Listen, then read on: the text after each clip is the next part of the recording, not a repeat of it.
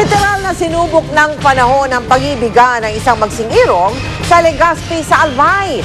Ang kanilang kasal kasi inataon sa matinding pagbaha sa lugar noong Disyembre. Kaya imbis po na bridal car, naku military truck ang sinakyan ng bride, pati ng kanyang entourage. Yan ang tinutukan ni Marisol Abduraman. Banggang long gown ang suot ng babaeng ito nang kuhanan siya sa hagdan ng isang hotel. Kitang-kita rin ang taas ng baha. Pero hindi ito pictorial ng isang modelo. Kuha ito sa bride na si Glenda Lorenzo sa araw mismo ng kanyang kasal noong Disyembre sa kasagsagan ng pagbaha sa Legazpi City sa Albay. Kahit umuulan, sugod si Glenda. Di raw mapipigil ng masamang panahon ang matagal niyang pangarap na makasal sa boyfriend na si Ryan Coibillas. Di ko talaga na-imagine or never ko na naisip na makakancel yung kasal na yun. Dahil lang sa situation namin na baka yung hotel. Imbes na wedding shoes ang suot, nagpaa. At hindi sa red carpet naglakad, kundi binitbit siya habang nakaupo sa mesa, papunta sa kanyang bridal car na isang cargo truck.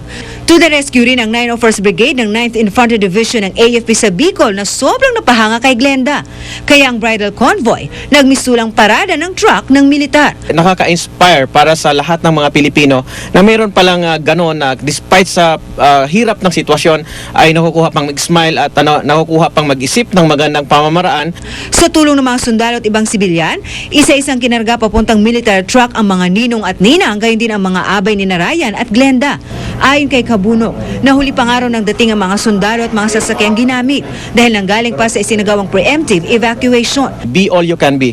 So we can help our kababayan kahit ano yung pangailangan nila. Kung wala na talagang ibang makatulong, andyan ang Philippine Army, handa po kami lalo nandito sa mga sakuna. Pero di bali na raw late, wag lang hindi ituloy ang petsang pinakahihintay ng dalawang magsing-irog. Sobrang grateful po kami sa AFP. Hinintay pa nila na matapos ang reception namin para maibalik. Okay, oo. Tunay ang love conquers all. Kahit ang kalamidad, hindi naging hadlang para mapigilan ang mga taong nagmamahalan. Marisol Abduraman, Nakatutok, 24 Oras. Humarap kanina sa Department of Justice si Carlo J. Caparas. Kaugnay po sa reklamong tax evasion na isinampa ng Bureau of Internal Revenue. Ang giit ni Caparas, wala daw siyang utang sa BIR. Nakatutok si Teresa Andrada.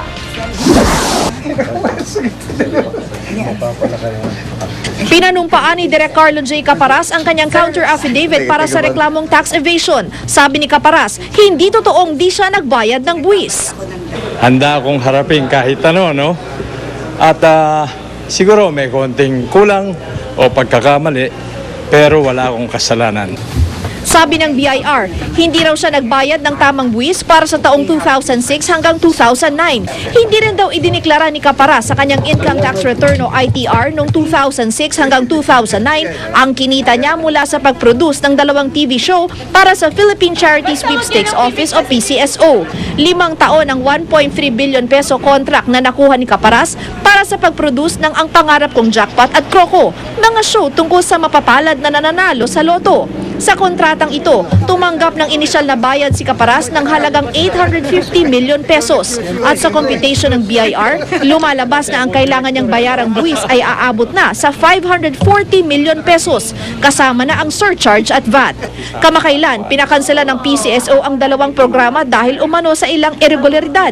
Hindi raw dumaan sa bidding ang pag-award ng kontrata at natanggap na ng production unit ni Caparas ang bayad bago pa umere ang mga programa. Sabi ni Caparas, nakasaad sa kontrata niya na PCSO ang magbabayad ng buwis at iaawas na ito sa kanilang ibabayad sa kanya. Sa kanyang intindi, PCSO na rin daw ang magsusumite ng ITR para sa kanya. At dahil PCSO ang umako ng responsibilidad para bayaran ang buwis, hindi raw siya dapat sisihin o sampahan ng reklamo. We wouldn't file cases if we are not convinced that it is strong. So when we come here to the DOJ, we strongly believe that we have a good case against the erring taxpayers. May 60 araw ang handling prosecutor para maresolba ang reklamo at magsasampa ng kaso kung may probable cause. Teresa Andrada, Nakatutok, 24 Oras. Sinisika pa po ng GMA News na kunin ang reaksyon ng chairperson ng PCSO na si Margie Wico tungkol sa sinabi ni Caparas na PCSO daw ang dapat sanang nagbayad ng buwis na hinahabol sa kanya ng BIR. Nasa bansa ngayon ang award-winning American photographer na si Kim Comeniche. Si Comeniche po ay isa sa mga banyagang nag-cover ng People Power noong 1986. Pinabalikan ngayon ni Comeniche ang mga Pilipinong minsang naging paksa ng kanyang mga hindi malilimutang litrato. Nakatutok si Cara David. Si Kim Comeniche ang kumuha ng ilan sa mga pinaka-di malilimutang litrato noong 1986 People Power Revolution. Isang importanteng yugto sa kasaysayan ng ating bansa. Isang yugto na nakapagpabago sa lipunan. Isang yugto na nakapagpabago rin kay Comeniche. Nanalo ng Pulitzer Prize ang kanyang mga litrato. Pero higit dito, napabilib siya sa ipinamalas ng mga Pilipino. Coming from the United States, we value our democracy, very much, and we take it for granted. And here I saw everybody on the streets fighting for it, and that was, I'll never forget that. Makalipas ang 25 taon, balik Pilipinas si Comeniche para hanapin muli ang mga mukha sa kanyang litrato. Mula sa mga sikat na personalidad hanggang sa mga taong hindi na niya nakuha ang pangalan. Tinanong isa-isa, may pagbabago ba makaraan ng 25 taon? The very rich are still, where they were, and many of the poor people we talk to are still there as well. Batid ni Comeniche na marami nang nakalimot sa EDSA. Marami pa ring problema ang bansa. Pero aniya, kumpara sa panahon noon, may mga bagay pa ring dapat ipagpasalamat at ipagmalaki. Tulad ng kalayaan at katapangan. The Filipino spirit is one of the reasons it makes photographers like me want to come back. Hindi pa tiyak kung kailan lalabas ang dokumentaryong ito ni Comeniche, pero sa February 25 sa anibersaryo ng 1986 Revolt, maglalabas siya ng 30-minute film ukol dito, maglalabas din ng website at iPad application. Pero higit sa lahat, ito ang paraan ni Comeniche na magpasalamat sa lahat ng mukha na naging laman ng kanyang mga litrato. We go out there every day and ask somebody to tell us a story. We never get to go back. We never get to go back and thank them and spend time with them. Many cases it's not in the cards, and this is one case where I got the opportunity to do it. Cara David, Nakatutok, 24 Oras. Si Mel Tiangco, ang inyong kapusong totoo. Sa tuwing merong nangangailangan ng tulong, agad tumutugon ang GMA Kapuso Foundation. Gaya na lamang ng ating ginawang pagmamalasakit sa mga binahang taga-Canavid sa Eastern Samar. Sabado ng umaga nang tumambad sa mga taga-Canavid sa Eastern Samar ang lawak ng pinsala ng walang tigil na pag-ulan. Karamihan sa mga bahay, lubog sa tubig baha. Sa Tacloban naman, sa lalawigan ng Leyte, sinimula ng GMA Kapuso Foundation ang paghahanda ng mga ipapadalang tulong. Sa tulong ng mga volunteers, mabilis na naipon ang mga relief goods na agad na ihatid sa mga apektadong barangay sa Eastern Samar. Sakay ng bangka, narating namin ang barangay Mabuhay sa bayan ng Canavid.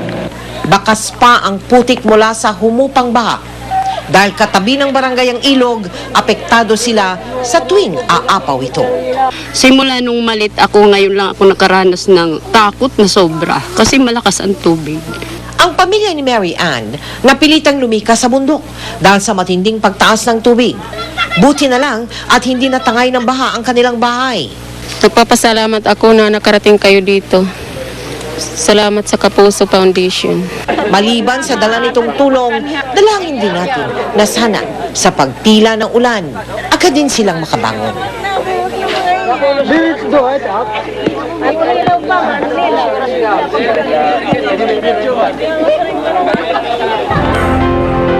Simula pa nitong Martes, magkakasabay na isinagawang Operation Bayanihan ng GMA Kapuso Foundation sa Eastern at Northern Samar. Naghahanda rin tayo para damayan ang mga kababayan natin sa Samar o Western Samar na apektado rin ng malawakang pagbaha. Ayaw po nating iwan sa kagipitan ang ating mga kapuso. Kailangan nila ng pagkain at iba pang gamit tulad ng kumot at manig. Para sa inyong mga tulong, magsadya po sa aming tanggapan o kaya ay magdeposito ng inyong donations sa aming mga bank account. Maaari rin mag-log on sa www.kapusofoundation.com. Isinusulong po sa Senado ang tinatawag na anti-stalking bill, layon ng naturang panukalang batas na parusahan ang mga stalker o yung mga tao na sunod ng sunod sa ibang mga tao at nagbabantang manakit. Sa ngayon kasi limitado lang ang naisasampang kaso laban sa mga stalker. Nakatutok si JP Soriano. Hindi na bago sa mga celebrity ang habol-habulin ng mga fans. Pero paano kung pati pribadong buhay nila pinangihimusukan na at nauuwi sa stalking? Sa Hollywood, isa sa mga nabiktima niyan si Jennifer Aniston na kinailangang kumuha ng temporary restraining order nung nakaraang taon para tantanan ng stalker na gusto siyang pakasalan. Isa pa si Uma Thurman na muling kinontak nito lang Oktubre ng isang lalaki na nauna nang nakonvict dahil sa pag-stalk at paghaharas sa aktres mula 2005 hanggang 2007. Dito sa Pilipinas, minsan na rin inistorbo si Sunshine Dizon ng isang babaeng stalker na tumatawag pati sa kanyang mga kaibigan at iba pang contacts. At si Aramina na 3 taong sinundan-sundan ng isang lalaki. Pero di lang mga celebrity ang biktima ng stalking, kundi pati mga ordinaryong tao tulad ni Rose, di niya totoong pangalan. Hanggang ngayon daw ay ginugulo, minamanmanan at sinusundan siya ng kanyang dating kasintahan na kanyang hiniwalayan noong 1 taon pa. Araw-araw raw kung siya'y tawagan sa cellphone, opisina hanggang sa kanyang bahay. Pati raw sa Facebook, ginugulo siya. Pag magkausap naman kami sa phone, yun, sinasabi niya same thing, na parang pag hindi ka bumalik sa akin, papatayin kita. Out of nowhere, bigla nandun na lang siya. Umabot sa point na sinabi niya, andito ako sa office niyo, bumaba ka dito, mag-skandalo ako pa. Pinablotter na ni Rose ang kasintahan at naisa ng sampahan ng reklamo. Pero sa ilalim ng kasalukuyang batas, unjust vexation lang daw ang pwedeng isampa sa stalker niya na maaaring makulong lang ng 30 araw at pagmutahin ng 200 pesos. Kaya di na niya ito itinuloy. Ang mga ganitong kaso ang gustong tutukan ni Senador Manny Villar sa isinusulong niyang Senate Bill number 2442 Anti-Stalking Act. Sa panukalang ito, maaari ng kasuhan ng isang mapapatunayang stalker na nagbabantang manakit o manira ng reputasyon ng isang tao. Itinuturing na stalking ang madalas na pagtawag sa telepono ng isang tao sa biktima nito sa 10 oras ng gabi habang gumagamit ng mga nakaiinsultong lengguwahe na may halong pananakot. At ang paulit-ulit na pagbuntot sa isang tao sa kanyang tirahan at pinagtatrabahuhan. Ang parusa, pagkakakulong ng hanggang 6 na buwan o multa hanggang 5,000 piso. Ayon sa isang abogado, malaking tulong daw ang panukalang ito sakaling maging ganap na batas. Sa ngayon daw kasi, limitado ang pagsasampa ng kaso sa mga stalker sa ilalim ng Violence Against Women o sa mga babaeng may karelasyon.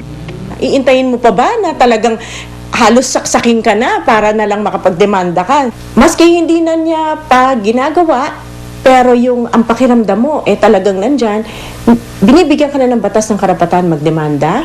Ang dami na nagsabi sa akin, gumawa na ako ng legal action. Pero yun nga, unfortunately, walang specific law for those cases. JP Soriano, nakatutok, 24 oras. Susunod! Sex bomb girls lilipat na nga ba ng stasyon? At kahit busy, Raymart Santiago, sumasideline din daw behind the scenes. Tutukan yan dito sa 24 oras.